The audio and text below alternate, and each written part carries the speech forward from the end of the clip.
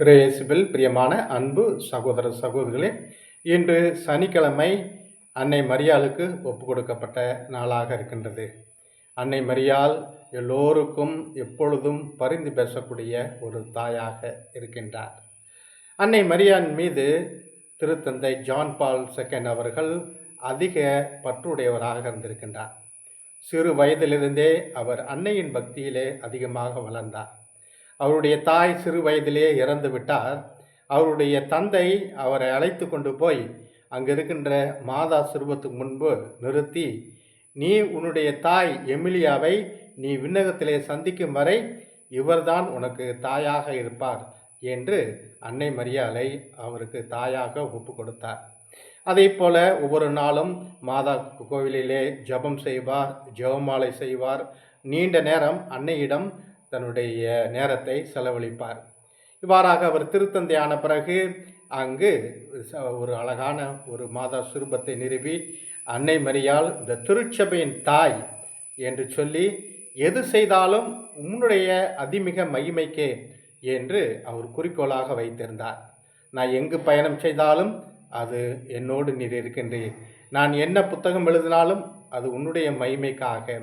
நான் என்ன ஒரு செயல் செய்தாலும் அது உன்னுடைய மகிமைக்காகவே என்று சொன்னார்.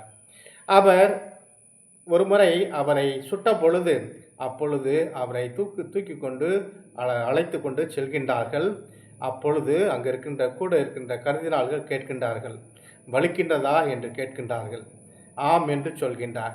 அப்பொழுது அவர் என்ன சொல்கின்றார் என்றால், ஒரு கை என்னை சுட்டது, ஒரு கை என்னை அரவணைத்தது.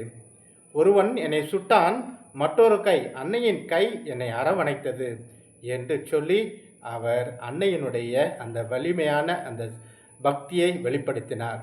அதே போல் அந்த குண்டை எடுப்பதற்கு ஆப்ரேஷன் செய்ய வேண்டும். 2 மணி நேரம் 3 மணி நேரம் ஆகும்.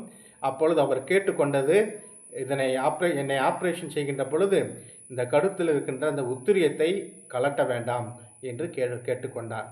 அதே போல் கலட்டாமல் அந்த ஆப்ரேஷன் நல்ல முறையிலே முடிந்தது. இவ்வாறாக அன்னையின் மீது இருக்கின்ற ஆழமான பக்தியினால் அவர் பாதுகாக்கப்பட்டார். அவருடைய உயிர் மீட்கப்பட்டது. நம்முடைய வாழ்க்கையிலும் எத்தனையோ இடங்களுக்கு செல்கின்றோம். எவ்வளவோ ஆபத்துகளிலிருந்து நம்மை அன்னை மரியாள் காத்து கொண்டிருக்கின்றார்.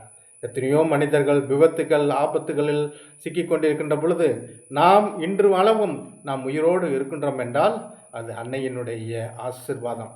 நாம் அன்னையின் மீது கொண்டிருக்கின்ற பக்தி பற்றுதல் ஏதோ வெளிப்புற சடங்கில் மட்டுமல்ல, தேர் இழுப்பது அல்லது ஏதாவது பூ மாலை சூடுவது மட்டுமல்ல, மாறாக நம்முடைய வாழ்விலே அன்னைக்கு முக்கியத்துவம் கொடுக்க வேண்டும்.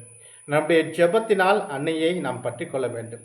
நம்முடைய ஜெபம் என்று சொல்லும்போது உதட்டினால் மட்டுமல்ல, நம்முடைய இதயத்தினால் இருக்க வேண்டும்.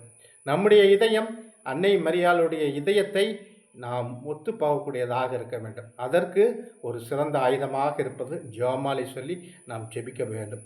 குடும்பத்தோடு ஜெபமாலை ஜெபிக்க வேண்டும். அருத்தந்தை புனித பியோ அவர்கள் அழகாக சொல்கின்றார், இந்த உலகத்திலே குடும்பங்களெல்லாம் சின்ன பின்னமாய் கொண்டிருக்கின்றதென்றால் அவர்கள் ஜெபிக்காதது தான் காரணம் என்று சொல்கின்றார். எத்தனையோ குடும்பங்கள் சமாதானம் இல்லாமல், மகிழ்ச்சி இல்லாமல், எவ்வளவு சம்பாதிச்சாலும் ஒரு ஒற்றுமை இல்லாமல் பிரிந்து தனித்தனியாக வாழ்ந்து கொண்டிருப்பதை பார்க்கின்றோம். காரணம் கூடி ஜெபிக்காமல் இருப்பது, அன்னை மரியாளை நாடாமல் இருப்பது. எனவே இன்றைய நாளிலே சிறப்பாக நாம் அன்னையை நோக்கி நாம் ஜெபிப்போம். ஒவ்வொரு நாளும் ஒரு ஜெபமாலையை சொல்லி ஒப்பு கொடுத்து ஜெபிப்போம். அல்லது தனிப்பட்ட முறையிலே அன்னையினுடைய ஆலயத்திற்கு சென்று நல்ல பாவ சங்கீதம் செய்து நல்ல திருப்பலி கண்டு நாம் நம்மையே தூய்மைப்படுத்திக் கொள்வோம். அன்னையைப் போல ஒரு தூயதொரு வாழ நாம் முயற்சிக்கின்ற பொழுது அன்னையினுடைய ஆசீர்வாதங்களும் புதுமைகளும் ஒவ்வொரு நாளும் நமக்கும் நம் குடும்பத்திற்கும் நிறைவாக கிடைக்கும். இந்த நாளிலே அன்னையானவர் நம் அனைவருக்காகவும் பரிந்து பேசி நம்முடைய தேவைகளை பெற்றுத் தருவாராக. ஆமேன்.